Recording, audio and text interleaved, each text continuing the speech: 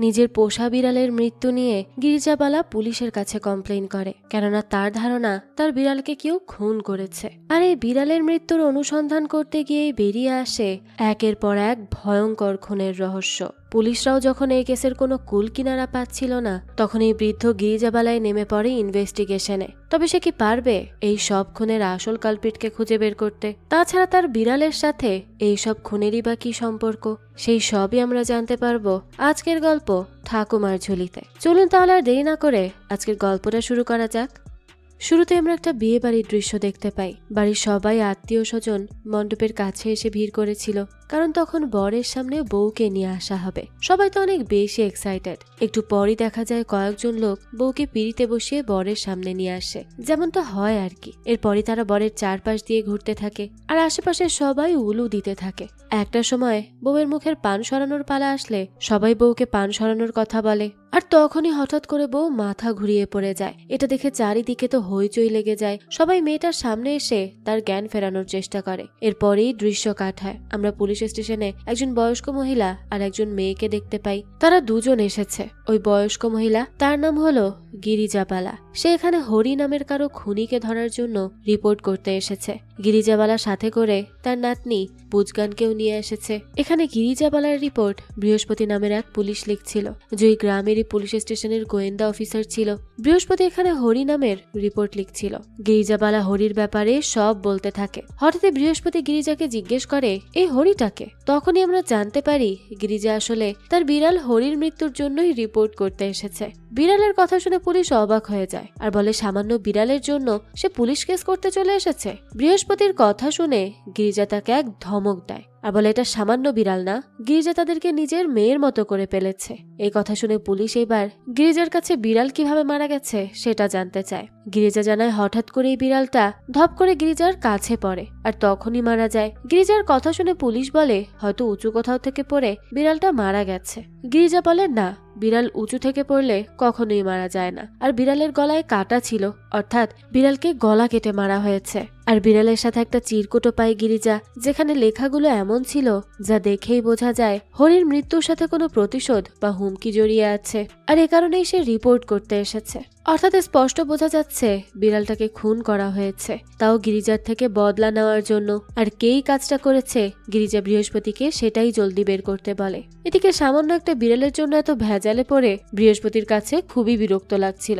সে তো কিছু বলতেও পারছিল না। তখনই খোলা এক রহস্য।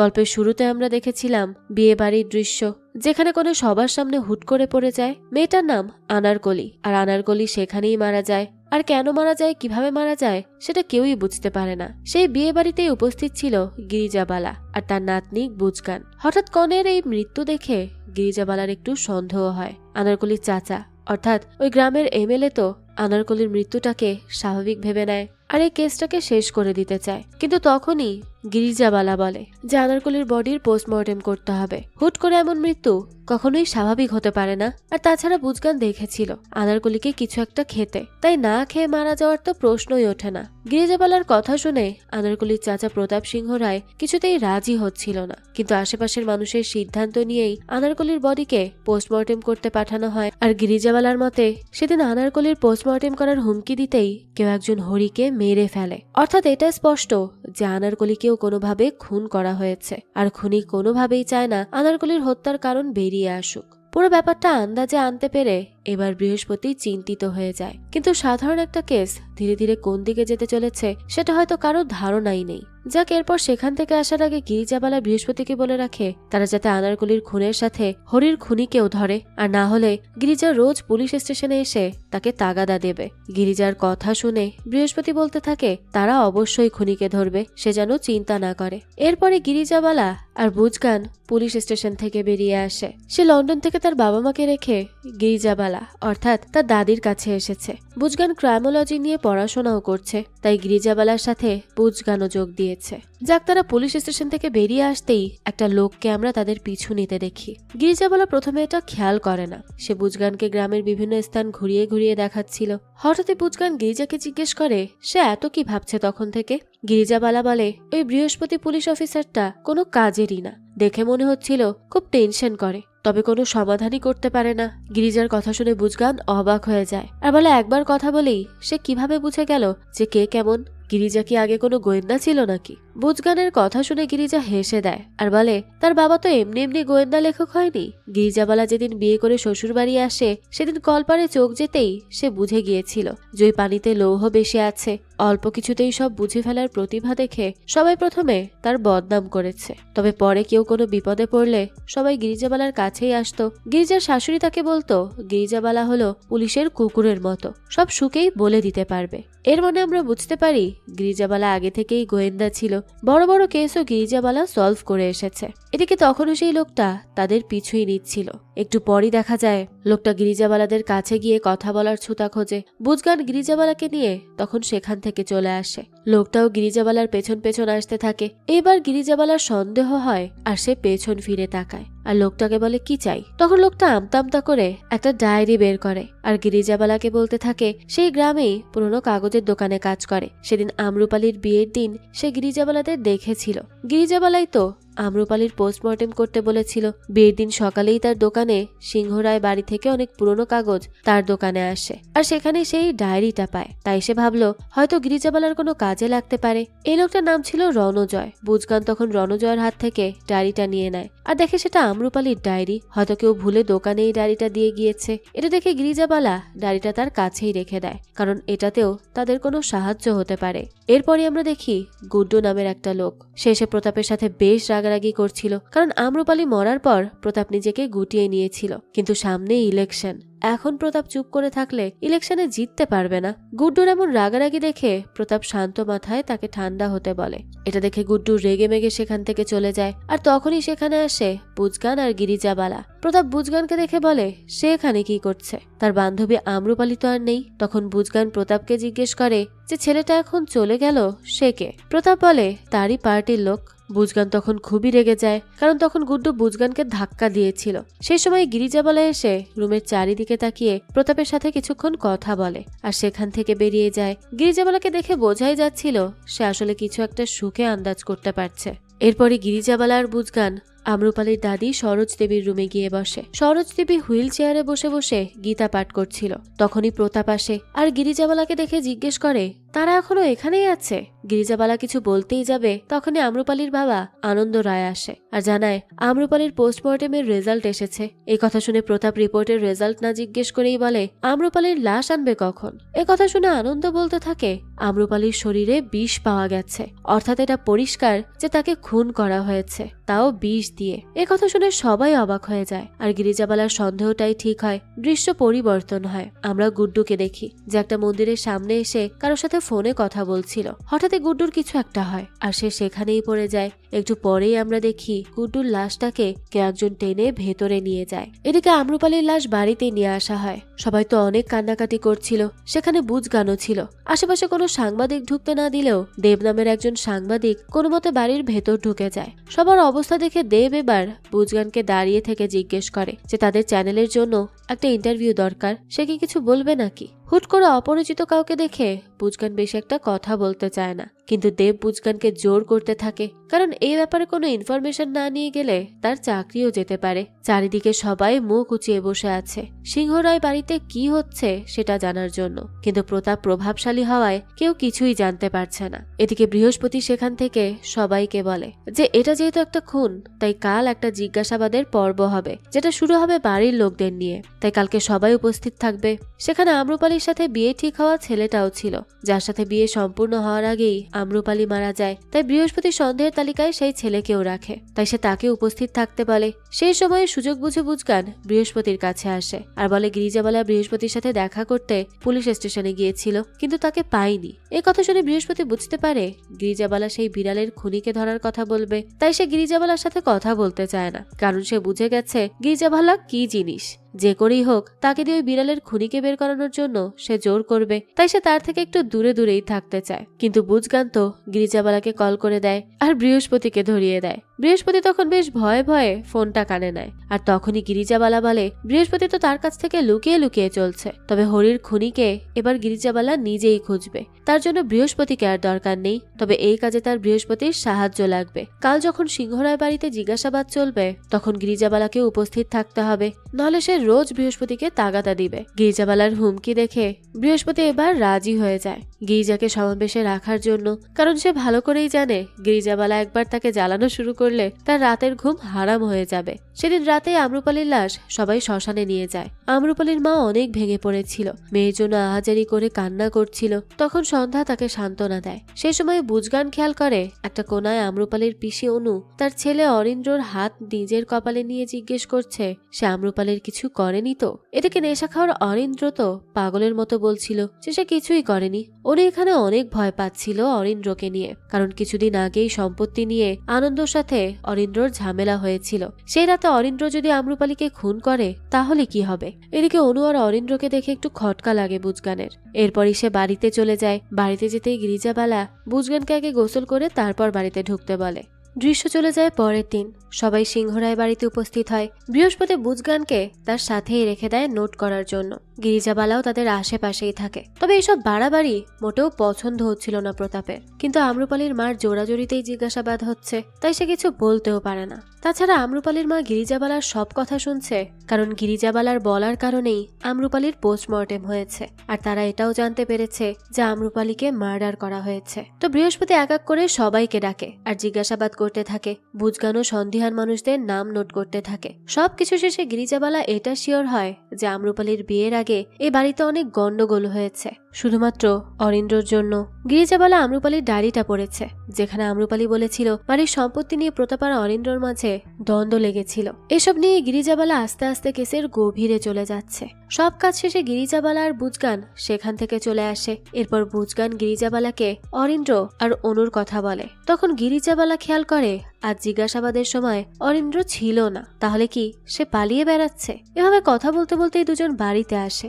সেই সময় লক্ষ্মী এসে তাদেরকে জানায় যে তাদের গ্রামে পুরনো কাগজ জমা করার সেই রণজয় সে মারা গেছে। এই কথা শুনে গিরিজা আর বুজগান অবাক হয়ে যায়। বুজগান তো সাথে সাথেই চিনতে পারে যে এটা সেই রণজয় যে তাদেরকে আম্রপালের ওই ডায়েরিটা দিয়েছিল। লক্ষ্মী তখন আফসোস করে বলে লোকটা নাকি সকালে সুস্থই ছিল, দোকানেও এসেছিল, কিন্তু একটু পরেই সে মারা গেল। এবার গিরিজা তার অঙ্ক মেলাতে থাকে। এর মানে এখানেই পরিষ্কার যে রণজয়কে কেউ খুন করেছে।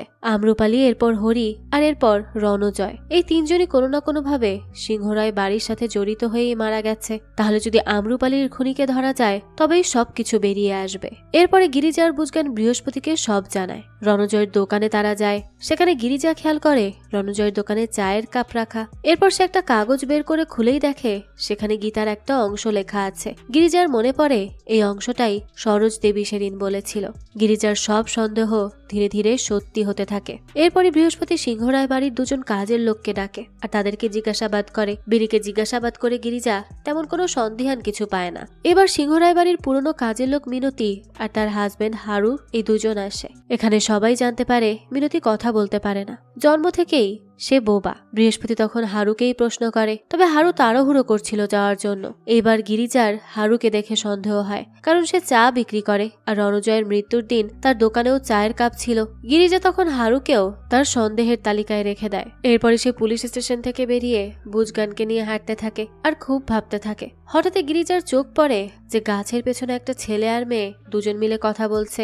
গিরিজার ছেলেটাকে বেশ পরিচিত লাগে, কিন্তু তারপরেও সে বেশ একটা পাত্তা দেয় না। ঠিক সেই সময় বোরখা পরা কেউ একজন এসে বুজগানের ব্যাগ ছিনিয়ে নিতে চায়। এটা দেখে গিরিজা আর বুজগান মিলে কোনো মতে ওই ছিনতাইকারীর হাত থেকে ব্যাগটা বাঁচায়। লোকটাও তখন সেটা রেখে সেখান থেকে দৌড়ে পালায়। নিজেরা ঠিক আছে দেখে গিরিজার ছিনতাইকারীর পিছু নেয় না। রাতে সে বুজগানকে খাতা কলম নিয়ে বসতে বলে। এই কয়দিনে অনেক কিছু রিভিল হয়েছে, সবকিছু নোট করতে হবে। বুজগানও তার ব্যাগ থেকে খাতা কলম বের করতে যেয়ে দেখে সেখানে একটা ছোট্ট কাগজ। এটা দেখে গিরিজা তাড়াতাড়ি করে কাগজটা খোলে। বুজগানও কাগজটা নিয়ে দেখে সেখানে ইঙ্গিত করা হয়েছে এই সবকিছু থেকে দূরে থাকার জন্যই বিড়ালকে মারা হয়েছে। তাই তাই তারা যদি এখনো না সরে তাহলে সবাই মারা যাবে। অর্থাৎ ওই খুনিটা বিড়ালকে মেরে গিরিজাকে সাবধান করেছিল, তবে এখনো গিরিজাকে এই কেসটা নিয়ে ঘাটাঘাটি করতে দেখে আবারও সাবধান করছে। আর ওই ছিনতাইকারীটা মূলত এই কাগজটা দিতেই বুজগানের ব্যাগ নিয়েছিল।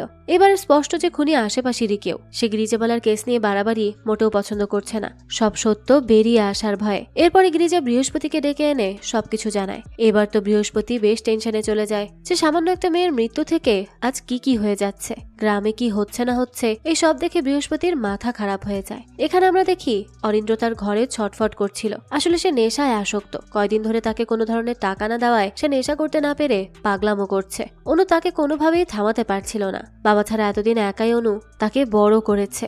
শ্বশুর বাড়ি ছেড়ে আসার পর অনু ভাইয়ের বাড়িতে এসে ওঠে, তবে এখানে এসে অরিন্দ্র নেশার জগতে ঢুকে যায়। তাই অনুর দুঃখ আর শেষ হয় না। এদিকে সেদিনের পর থেকে গুড্ডুর কোনো খোঁজ না পেয়ে প্রতাপ ভাবতে থাকে হয়তো গুড্ডু পালিয়েছে। তবে কিছুক্ষণ পরেই খবর আসে মন্দিরের পাশে দুটো ফ্রিজের মধ্যে গুড্ডুর লাশ পাওয়া গেছে। এদিকে আম্রপালি মরার 4 দিন পর সিংহরায় বাড়িতে পুজোর আয়োজন করা হয়। সেখানে গিরিজাবালা ঘুরে ঘুরে অরিন্দ্রর দিকেই নজর রাখছিল। তাকে দেখে মনে হচ্ছিল সে কিছু একটা নিয়ে খুব ভয়ে ছিল। এই কেসের মাঝে মাঝে গিরিজাবালা বুজগানকে নিয়ে নানা জায়গায় ঘোরে আর অনেক কিছুর ধারণা দেয়, কারণ বুজগান কিছুদিনের জন্য লন্ডন থেকে গিরিজার কাছে এসেছে আর এসেই এই কেসে ফেসে গেছে। কথায় কথায় বুজগান গিরিজাকে জিজ্ঞেস করে তার কাছে অরিন্দ্রর হাবভাব দেখে কেমন মনে হলো। গিরিজা কিছুক্ষণ ভেবে বলে তাকে সে সন্দেহের মাঝামাঝিতে রেখেছে, কারণ তার হাবভাবে বোঝা যায় সে নেশায় আসক্ত আর কোনো কিছু একটা নিয়ে ভীষণ ভয়ে আছে। হয়তো সে এমন কিছু একটা জানে বা করেছে যেটা সে করতে চায়নি। গিরিজার কথা শুনে এবার বুজগানও ভাবতে থাকে। বাসায় এসেই গিরিজা বুজগানকে সন্দেহের তালিকা হিসেবে মিনতির নামও লিখতে বলে। একথা শুনে বুজগান অবাক হয়ে যায় আর বলে সামান্য বোবা একটা মেয়েকে তারা সন্দেহ করবে। গিরিজাবালা বলে সে এমনি এমনি সন্দেহ করেনি। সেদিন যে লোকটা বোরকা পরে বুজগানের ব্যাগ টান দিল, অর্থাৎ ওই চিরকুটটা দিয়ে গেল, সে লোকের হাতে গিরিজা একটা আংটি দেখেছিল, যেখানে ঠিক সেই আংটিটা সে মিনতির হাতেও দেখেছে। কিন্তু আজ গিরিজা খেয়াল করে মিনতির হাতে সেই আংটিটা আর নেই। গিরিজাবালার কথা শুনে বুজগান হা হয়ে থাকে। এত ছোট ছোট জিনিসও গিরিজাবালা খেয়াল করে। এদিকে গুড্ডুর লাশের খবর পেয়ে বৃহস্পতি তার টিম নিয়ে সেখানে চলে যায়। ততক্ষণে গুড্ডুর লাশ পচে গিয়েছিল। সবাই তো সেখানে প্রতাপকেই দোষ দিচ্ছিল, কারণ গুড্ডু প্রতাপের আন্ডারে কাজ করত আর তাদের ধারণা প্রতাপই শত্রুতামি করে গুড্ডুকে মেরেছে। তবে এটার কোনো সত্যতা নেই। বৃহস্পতি এবার সবকিছু ভালো করে দেখে। আম্রপালির বিয়েতে খাবারের ক্যাটারারকে খবর দেয় তাকে জিজ্ঞাসাবাদের জন্য। গিরিজাবালা এর আগেও বলেছিল ক্যাটারারদের ধরতে, কারণ আম্রপালি সেদিনের বিয়ে বাড়ির খাবার খেয়েই মারা গিয়েছিল আর গুড্ডুর লাশ যে ফ্রিজের ভেতর পাওয়া যায় সেটা ওই ক্যাটারারেরই ছিল। এদিকে বুজগান রণজয়ের স্ত্রীর বাড়িতে যায় তার সাথে কথা বলার জন্য। সে তাকে জিজ্ঞেস করে তার হাজবেন্ড মারা যাওয়ার আগে তাকে কিছু বলে গিয়েছিল কি। রণজয়ের স্ত্রী জানায় সেদিন সে সুস্থ স্বাভাবিকভাবেই দোকানে যায়। এমন সময় আমরা দেখি সেখানে দেব নামের রিপোর্টারটা চলে আসে বুজগানকে খুঁজতে খুঁজতে। বুজগান তখন দেবকে দেখে চিনতে পারে আর জিজ্ঞেস করে সে এখানে কি করছে। দেব জানায় সেদিন তো সে বুজগানকে কিছু জিজ্ঞেসই করতে পারেনি, তাই আজ সে তার পিছু পিছু এসেছে তার ইন্টারভিউ নেওয়ার জন্য। দেবের কথায় বুজগান খুবই রেগে যায় আর বলে সে কি দেখছে না যে সে কথা বলছে। দেব আবার বুজগানকে তার মতো কথা বলতে দেখে সেখানেই দাঁড়িয়ে থাকে। বুজগান তখন রণজয়ের স্ত্রীর সাথে কথা বলতে থাকে আর সবকিছু মনোযোগ দিয়ে শুনতে থাকে দেব। রণজয়ের স্ত্রী তেমন কোনো তথ্যই দিতে পারে না, তাই বুজগান তাকে জিজ্ঞেস করে রণজয় মারা যাওয়ার পর কেউ কি তাদের দোকানে কোনো ডায়েরির খোঁজে এসেছিল, কারণ তাদের কাছে রণজয়ের মৃত্যু স্বাভাবিক মনে হচ্ছে না। একথা শুনে রণজয়ের স্ত্রী বলে তারা কি বলতে চাইছে, রণজয়কে খুন করা হয়েছে। এই কথা শুনে বুজগান তাকে সান্ত্বনা দেয় আর বলে এখনো তারা শিওর না, সেটার খোঁজই করছে, তাই কোনো ইনফরমেশন পেলে যাতে সে তাদেরকে জানায়। এদিকে দেব তো খুনের কথা শুনেই ভয় পেয়ে যায়। দেবকে এত ভয় পেতে দেখে বুজগান এবার নিজের সাথে করে দেবকে নিয়ে আসে। দেব ভয়ে ভয়ে জিজ্ঞেস করে বুজগানের কি মনে হয় এইসব কিছু খুন করা হচ্ছে। বুজগান বলে এটা সিক্রেট, একদিন সব বেরিয়ে আসবে। দেব আবার বুজগানকে রিকোয়েস্ট করে তার চ্যানেলে বুজগান আর গিরিজাবালার একটা ইন্টারভিউ নেওয়ার জন্য। বুজগান বলে সে গিরিজার সাথে কথা বলে তাকে জানাবে। এইবার সে দেবকে একটা কাজ দেয়, সেটা হলো দেবকে খুঁজে দেখতে হবে এই গ্রামের আশেপাশে কোথায় গির্জা আছে, অর্থাৎ যেখানে ধর্মের সমাবেশ বসে বা ধর্ম নিয়ে কথা হয়। দেবও জানায় সে তার দাদুর কাছ থেকে জেনে জানাবে। এরপর বুজগান বাড়িতে গিয়ে গিরিজাকে সবকিছু খুলে বলে আর প্রশ্ন করে সে ধর্মের সমাবেশ কোথায় বসে বা ধর্ম নিয়ে এসব কেন জানতে চাইছে। গিরিজা বলে আম্রপালি যেখানে মারা যায়, অর্থাৎ প্রতাপের বাড়ির কাস্ট হচ্ছে কৃষ্ণ। আবার রণজয় মারা যাওয়ার পর তার দোকানে গীতার শ্লোক লেখা ছিল আর গুড্ডুকে মেরে যেখানে রাখা হয় তার পেছনে একটা বড় মন্দির ছিল। তাই এসবের সাথে ধর্মের কোনো সম্পর্ক তো আছেই। তবে আশ্চর্য ঘটনা ঘটে তখন যখন তারা পরের দিনই অরিন্দ্রের রুমের ভেতরে তার মৃত লাশ পায়। রহস্য আরো পরিষ্কার হওয়ার বদলে ঘোলা হচ্ছে। সবার সন্দেহের তালিকায় ছিল অরিন্দ্র, তবে তাকেই খুন করা হয়। পুলিশ তাড়াতাড়ি করে সেখানে আসে। এইবারও প্রতাপ অরিন্দ্রর পোস্টমর্টেম করতে চাচ্ছিল না, তবে যেহেতু পরপর একই বাড়ির 2 সন্তানের মৃত্যু, তার উপর আবার আনারকলির মৃত্যুকে খুন হিসেবে প্রমাণিত করা হয়েছে, তাই অরিন্দ্রর পোস্টমর্টেম করাটা জরুরি। এদিকে অনু তো অনেক বেশি ভেঙে পড়েছিল, কারণ অরিন্দ্র যতই খারাপ হোক নিজের ছেলে তো সে। তাই অনুর ভেতর এবার রাগ জমতে থাকে। সে যে করেই হোক তার ছেলের খুনিকে বের করেই ছাড়বে। এদিকে গিরিজাবালার সন্দেহের তালিকার এক একজন করে মারা যাওয়া দেখে গিরিজা আন্দাজ করে নেয় যে সামনে আরো বড় কিছু হতে যাচ্ছে, আর তার আগেই তাকে ওই খুনিকে বের করতে হবে। আর খুনির পরের টার্গেট কি সেটাও জানতে হবে। বুজগান তখন গিরিজার কাছে এসে দেবের কথা বলতে যায়। তখনই গিরিজা বুজগানকে থামিয়ে দেয় আর বলে সে শুধু ছেলে ছেলে করছে কেন,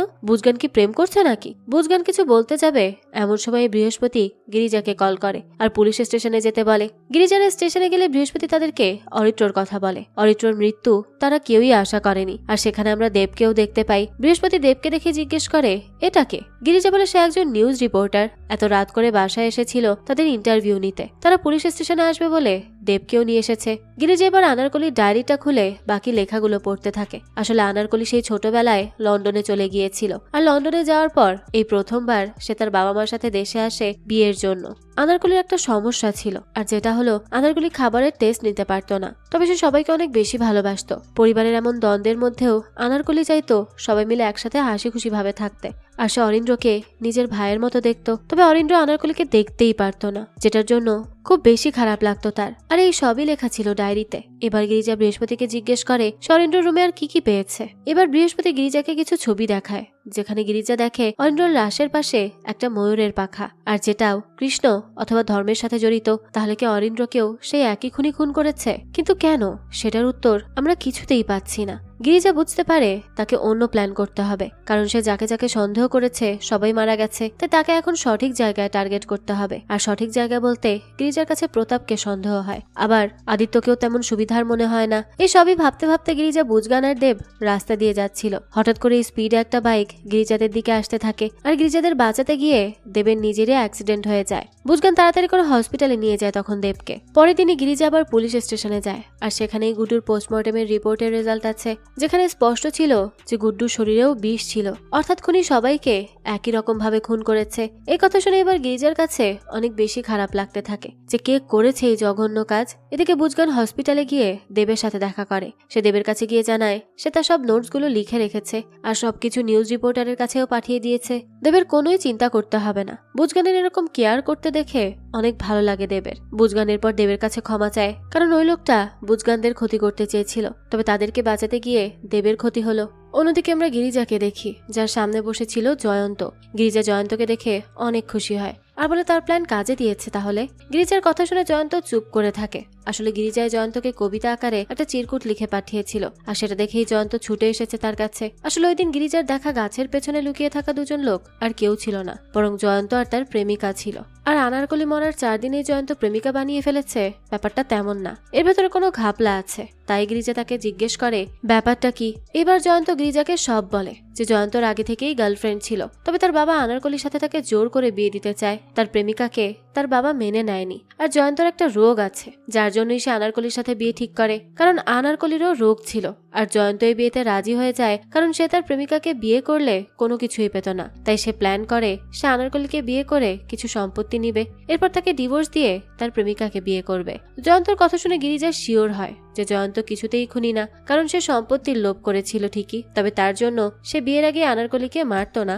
এবার গিরিজা ভাবতে থাকে যে তাহলে এসব খুন করছেটাকে, আর যেই করুক না কেন সামনে আরো ভয়ঙ্কর কিছু করতে যাচ্ছে। এদিকে প্রতাপ ও বৃহস্পতিকে ডেকে কিছু টাকা দেয়, এই কেসটা তদন্ত বন্ধ করতে চায় সে, কিন্তু বৃহস্পতি এতে মোটেও রাজি হয় না। এদিকে আমরা হারুকে দেখতে পাই যে বাড়িতে এসে তার মুখোশ খোলে। তাহলে কি হারুই খুনি, নাকি রহস্যের বেড়াজাল আরো বাকি? এদিকে গিরিজা, বুজগান আর দেব মিলে রাত একটা মেলায় ঘুরতে যায়। গিরিজা একটা দোকানে থেমে জিনিস দেখতে থাকে। তখনই সেখানে হুট করে মিনতি চলে আসে। মিনতিকে দেখে সবাই অবাক হয়। সে তখন খুব তাড়াহুড়ো করে গিরিজাদের কিছু একটা বলতে চাচ্ছিল, তবে মিনতির ইশারা কেউই বুঝতে পারে না। এবার মিনতি একটা বল নিয়ে কিছু একটা বোঝানোর চেষ্টা করে, তবুও কেউ কিচ্ছু বুঝতে পারছিল না। মিনতি খুব তাড়াহুড়ো করছিল, আর সেই সময় হুট করে সেখানে হারু চলে আসে। সে মিনতিকে দেখে ধমক দিলেও পরে গিরিজার গিরিজাদের দেখে সুন্দর করে তাকে সেখান থেকে নিয়ে যায়। গিরিজাবালার এবার কিছুটা সন্দেহ হয়, আর এর পরের দিনই মিনতির লাশ রাস্তায় পড়ে থাকতে দেখা যায়। সবারই ধারণা মিনতি হুট করে স্ট্রোক করে মারা গেছে, তবে আসলেই কি তাই? আর যেই গিরিজাদের এসে কিছু একটা বলতে চাচ্ছে তার পরের দিনই সে মারা যাচ্ছে।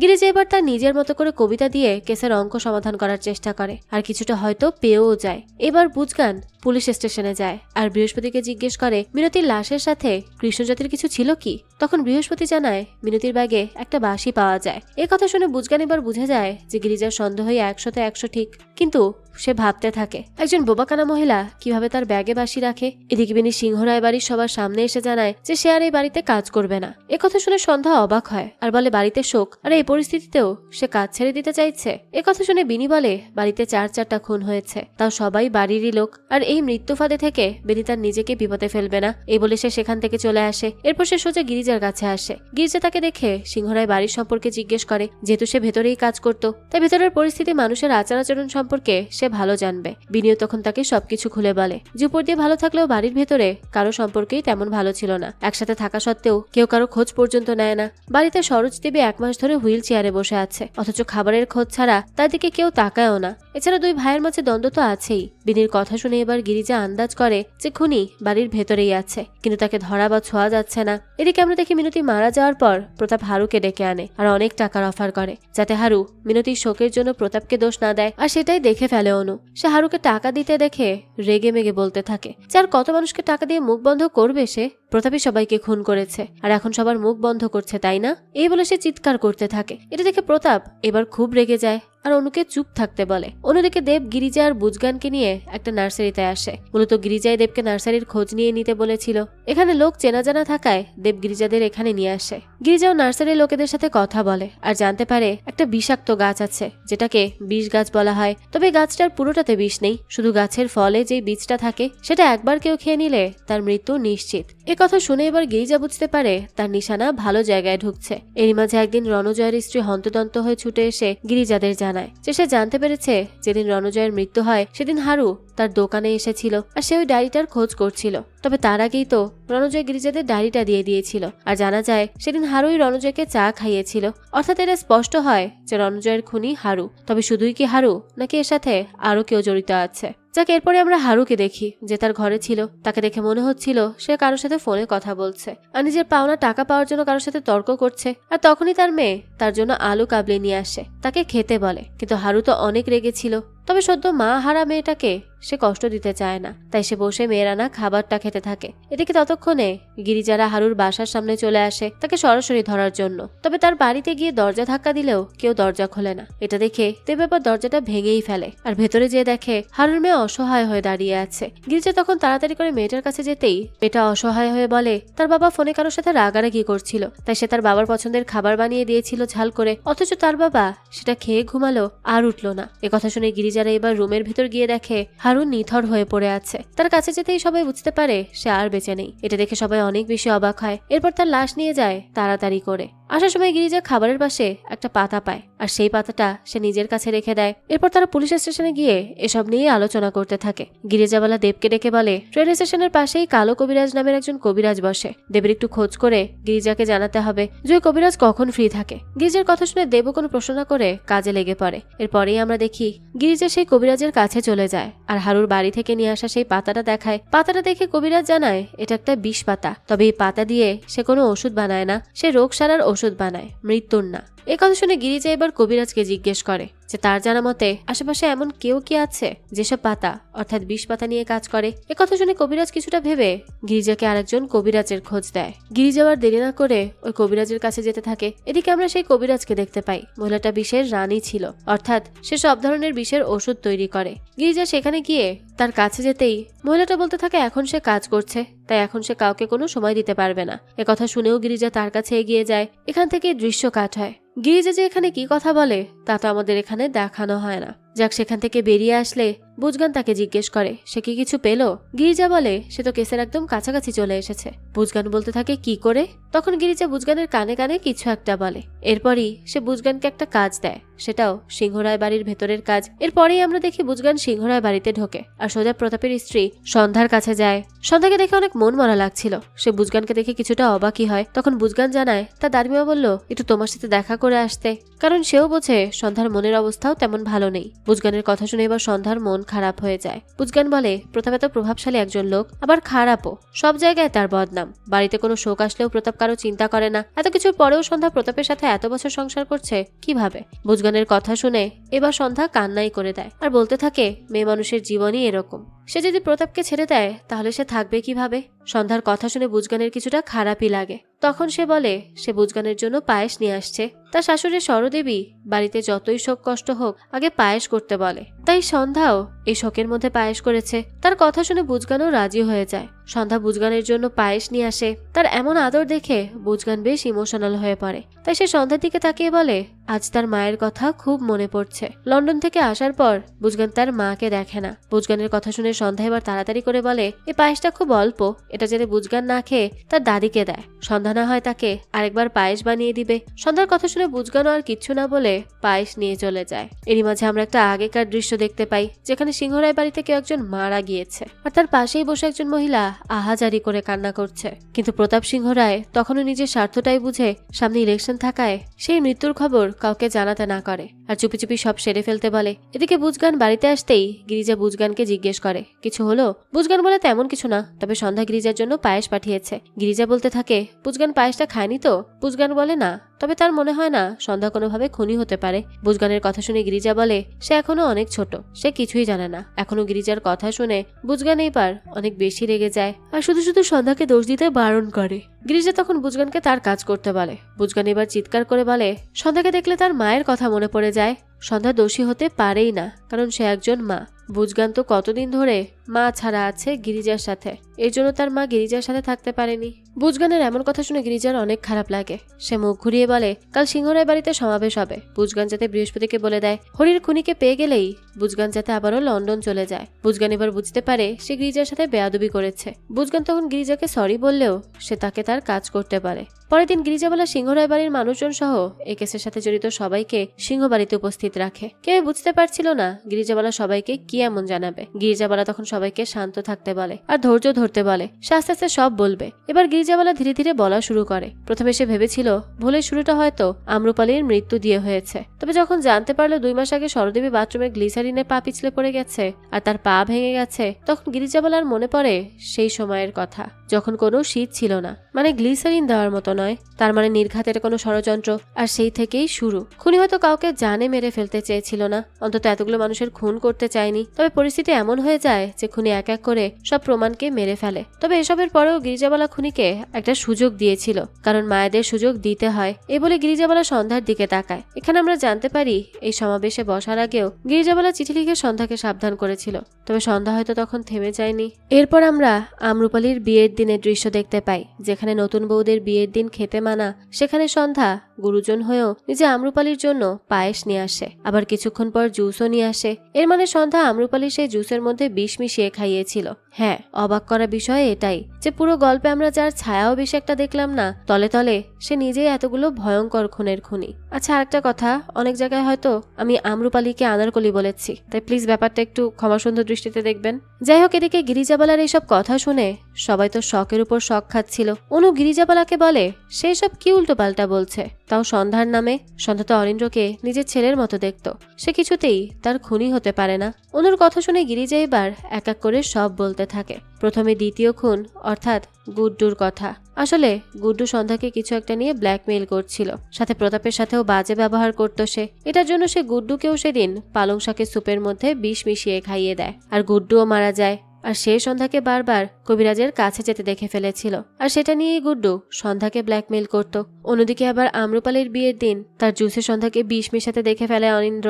সে কখনো এটা নিয়ে মুখ খুলতো না, তবে শেষে নেশা করতে না পেরে টাকার জন্য সে সন্ধ্যাকে ব্ল্যাকমেইল করতে থাকে, আর তাই সন্ধ্যা তাকে সিগারেটে বিষ মিশিয়ে প্রাণে মেরে ফেলে। এটা শোনা মাত্রই অনু পাগল হয়ে যায়। সে কিছুতেই বিশ্বাস করতে পারছিল না যে সন্ধ্যা এতদিন ভালোর মুখোশ পড়েছিল আর তারা তাকে ধরতেই পারেনি। এদিকে গিরিজা আরো বলতে থাকে যে এরপর খুন হলো মিনতি, আর এরপরেই গিরিজা সে কবিরাজের কাছে গিয়ে জানতে পারে সন্ধ্যা নাকি প্রথমে সে কবিরাজের কাছে গিয়েছিল তার শ্বশুরের জন্য ওষুধ আনতে, আর এরপর থেকে সন্ধ্যা সেখান থেকেই বিষ নেয়। তবে সেটা নিজে এসে নিত না, বরং মিনতিকে দিয়ে নেওয়াতো। তবে মিনতি হয়তো বুঝতে পারেনি সন্ধ্যা তাকে দিয়ে কি নেওয়াচ্ছে। আর সেদিন যখন মিনতি ওই পিঙ্ক বলটা দিয়ে গিরিজাদের কিছু একটা বুঝাতে ছিল সেটা সন্ধ্যা দেখে ফেলে, আর পরের দিনই তরকারির সাথে বিষ মিশিয়ে সে অনুকে দিয়ে খাবারটা পাঠায় মিনতির কাছে।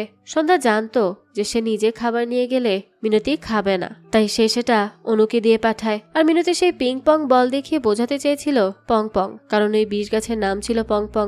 সন্ধ্যা প্রতিটা মানুষকে খুন করে কৃষ্ণ রিলেটেড কিছু একটা রেখে আসতো, কারণ সে মনে করত এরকমটা করলে তার কোনো পাপ হবে না, কারণ সৃষ্টিকর্তাই সৃষ্টি করে আবার সৃষ্টিকর্তাই মারে। তবে সন্ধ্যা হারুর বেলায় তেমনটা করেনি, কারণ তার করা এই প্রতিটা খুনের মধ্যে হারুও জড়িত ছিল। সন্ধ্যা সবাইকে বিষ খাইয়ে মারলেও বাকি কাজগুলো হারুই করত। তবে সে বুঝতে পেরেছিল মিনতির মৃত্যু হারু মানতে পারবে না আর সবাইকে সব বলে দিবে, তাই তো সন্ধ্যা হারুর ছোট্ট মেয়ের সাহায্যে তাকে মেরে ফেলে। সন্ধ্যা হারুর মেয়েকে বিষটা দিয়ে জানায় এটা এক ধরনের মশলা, যেটা দিয়ে তার বাবাকে খাবার বানিয়ে দিলে তার বাবা খুব খুশি হবে। আর ছোট্ট অবুজ মেয়েটা সন্ধ্যার কথাতেই ওই বিষ হারুর খাবারে মিশিয়ে দেয়, আর হারুও শেষ হয়ে যায়। এবার সন্ধ্যার শেষ টার্গেট ছিল গিরিজা। তবে গিরিজা সেদিন সন্ধ্যার সেই পায়েসটা খায়নি। এর মানে এখানে স্পষ্ট যেসব খুন সন্ধ্যাই করেছে, আর এসব প্রমাণ গিরিজা এতদিন খুঁটিয়ে খুঁটিয়ে বের করেছে। এদিকে সেখানে উপস্থিত প্রত্যেকে স্তব্ধ হয়ে থাকে। গিরিজা তার কথা শেষ করতেই দেখা যায় সন্ধ্যা এবার নিজের কাছ থেকে একটা ছোট্ট মেয়ের ছবি বের করে আর বলে এটা তার মেয়ে চন্দ্রাবতী। আর এখানেই আমরা জানতে পারি সন্ধ্যার প্রতিশোধের কারণ। অনেক বছর আগে যখন সন্ধ্যার মেয়ে চন্দ্রাবতী আর আম্রপালি দুজনই ছোট ছিল, তারা দুজন মিলে বাহিরে খেলছিল, আর তখনই একটা গাড়ি এসে চন্দ্রাবতীর উপর উঠিয়ে দেয়। তখন আম্রপালি বাঁচলেও চন্দ্রাবতী আর বাঁচে না। আর অ্যাক্সিডেন্ট করা সেই গাড়ির ভেতর ছিল আম্রপালির মা মণিমালা। সেদিনের সেই মেয়ে হারানোর ক্ষোভ নিয়ে এত বছর পর যখন আম্রপালিরা দেশে আসলো, তখন মণিমালাকে মেয়ে হারানোর বেদনা বোঝাতে সন্ধ্যা আম্রপালিকে মেরে ফেলে। এ কথা শুনে এবার মণিমালা কাঁদতে থাকে, আর কাঁদতে কাঁদতে সন্ধ্যাকে জিজ্ঞেস করে সেদিন তার ভুল হয়ে গিয়েছিল, তার জন্য সে এতগুলো মানুষের জান নিবে। মণিমালার কথা শুনে সন্ধ্যা রেগেমেগে বলে ড্রাইভিং না শিখে গাড়ি চালিয়ে কাউকে মেরে ফেলাটা কখনো ভুল হতে পারে না, এটা অন্যায়, আর অন্যায়ের শাস্তি ভোগ করতেই হবে। সন্ধ্যার কথা শুনে মণিমালা আরো কান্নায় ভেঙে পড়ে। এবার সে সরদীপের দিকে তাকিয়ে ভাবে সেদিন যখন চন্দ্রাবতী মারা যায় তখন নিজেদের সম্মানের ভয়ে সবাই গুটিয়ে গিয়েছিল, এমনকি প্রতাপ নিজের ইলেকশনের জন্য নিজের মেয়ের মৃত্যুকে ধামাচাপা দিয়েছিল। সন্ধ্যা তার মেয়ের উপর আহাজারি করলে তাকে ইনজেকশন দিয়ে থামিয়ে রাখা হয়েছিল। তার মধ্যে সন্ধ্যা যখন নিজের মেয়ের শোকে পাগল প্রায়, সেই সময় সরদেবী সন্ধ্যার কাছে এসে বলে বাড়িতে শোক হোক বা দুঃখ হোক, যাই হোক আম্রপালির জন্মদিনের পায়েসটা যাতে সন্ধ্যাই তৈরি করে। অর্থাৎ চন্দ্রাবতী মারা যাওয়ার পরও সরদেবী আম্রপালির জন্মদিনের কথা ভাবছিল, আর নিজের মেয়ের শোকে পাগল হওয়া একটা মাকেই সে জন্মদিনের পায়েস বানাতে বলেছিল। সন্ধ্যা সেদিন থেকেই শক্ত হয়ে ওঠে। তার মেয়ে মারা যাওয়ার পরে অন্যায় করার প্রতিটা মানুষকে সন্ধ্যা শাস্তি দিতে চেয়েছিল, তাই সে প্রথম শুরু করে সরদেবীর অ্যাক্সিডেন্ট দিয়ে, এরপর আম্রপালিকে হত্যা করে। তবে পরের বাকি হত্যাগুলো সে সবার মুখ বন্ধ করার জন্য করেছিল। আর এই সবকিছু সন্ধ্যা নিজেই সবার সামনে স্বীকার করে। তবে সে তার কাজের জন্য একটু অনুতপ্ত ছিল না, কারণ একজন মা তো মেয়ের প্রতিশোধ নিয়েছে। তবে এটা কি ঠিক? আপনাদের কি মনে হয় সন্ধ্যা পুরোপুরি অন্যায় করেছে? যদি সেদিন চন্দ্রাবতীর কিছু না হতো আর সবাই সন্ধ্যার পাশে দাঁড়াতো, তাহলে কি সন্ধ্যা এত বড় অন্যায় করতে পারতো? হয়তো করতো না। যাই হোক, সন্ধ্যা যেহেতু খুনের মতো অপরাধ করেছে, আর সেটা যে কারণেই হোক, তাই তাকে এবার জেলে যেতেই হবে। এ কারণে বৃহস্পতি এবার সন্ধ্যাকে নিয়ে জেলে যেতে চায়। তখন সন্ধ্যা বলে সে শাড়ি পাল্টে আসছে। আমার কথা শুনে সবাই একটু অবাক হয়, কিন্তু তারপরেও বৃহস্পতি সন্ধ্যাকে অনুমতি দিয়ে দেয়। এরপর সবাই বাইরে এসে দাঁড়িয়ে থাকে সন্ধ্যার আসার জন্য। একটু পরই সন্ধ্যা বেরিয়ে আসে হাতে পায়েস নিয়ে। তার হাতে পায়েস দেখে এবার সবাই ভয় পেয়ে যায়। সন্ধ্যা আবার সবাইকে মারতে চাইছে না তো। তবে সে সোজা সরদেবীর কাছে আসে আর পায়েসটা এগিয়ে দিয়ে বলে শেষবারের মতো সে কি একবার সন্ধ্যার হাতের পায়েস খাবে। সন্ধ্যার এমন কাণ্ডে সরদেবী অনেক বেশি ভয় পেয়ে যায়। তখন সন্ধ্যা পাগলের মতো করতে থাকে আর নিজে পায়েসটা খেয়ে বলে এতে কোনো বিষ নেই। সন্ধ্যার পাগলামো দেখে এবার পুলিশরা সন্ধ্যাকে জোর করে ধরে নিয়ে যায়। আর এই সবকিছু প্রতাপ শুধু তাকিয়ে তাকিয়ে দেখে। প্রতাপের কি রিয়াকশন দেওয়া উচিত সে নিজেও বুঝতে পারছিল না। এদিকে কেস সলভ করে গিরিজাবালা, বুজগান আর দেব মিলে বেশ হাসি খুশি ভাবে চলে আসে। তারা তো খুব খুশি ছিল। বুজগান ও গিরিজাবালার অভিমান ভাঙায় আর তখনকার ব্যবহারের জন্য ক্ষমা চায়। তবে বেচারা গিরিজাবালা তো তার প্রিয় বিড়াল হরিকে এখনো ভুলতে পারেনি। তবে ভালোই হয়েছে, হরির খুনিকে খুঁজতে গিয়ে এতগুলো মানুষের খুনিকেও ধরা গেছে। আর এই দৃশ্যের সাথে আমাদের আজকের এই রহস্য ঘেরা সিরিজটা এখানেই শেষ হয়ে যায়। আসলে কোনো কিছুর পিছনে লেগে থাকলে সেটার সমাধান বের হবেই হবে, আজ না হয় কাল তো হবেই। সত্য কখনো চাপা থাকে না, একটা না একটা সময় সেটা তো রিভিল হবেই হবে। আর গিরিজার মতো গোয়েন্দা থাকলে তো যে কোনো অপরাধীরই পালিয়ে থাকা মুশকিল। এই বয়সে এসেও সে যে চমৎকার গোয়েন্দাগিরি করলো সেটা আসলেই প্রশংসার যোগ্য। যাক, এই তো ছিল আজকের গল্প। এই গল্পটা আপনাদের কাছে কেমন লেগেছে সেটা অবশ্যই আমাদেরকে কমেন্ট করে জানাবেন। যদি এতটুকু ভালো লেগে থাকে তাহলে একটি লাইক দিয়ে যাবেন। আর হ্যাঁ, আমাদের এই চ্যানেলে কিন্তু প্রতিনিয়তই নতুন নতুন ভিডিও আপলোড করা হয়। সেই সব ভিডিওর আপডেট পেতে আমাদের চ্যানেলটিকে সাবস্ক্রাইব করে বেল আইকনে অল দিয়ে রাখতে কিন্তু ভুলবেন না। আর একটা কথা, আমাদের সকল ভিডিওর আপডেট পেতে জয়েন করতে পারেন আমাদের হোয়াটসঅ্যাপ চ্যানেলে, লিংক ডেসক্রিপশন বক্সেই দেওয়া আছে। আজকে তাহলে এই পর্যন্তই, আবারও হাজির হব নতুন কোনো ভিডিও নিয়ে। সেই পর্যন্ত সবাই ভালো থাকবেন আর আমাদের চ্যানেলের সাথেই থাকবেন। ধন্যবাদ।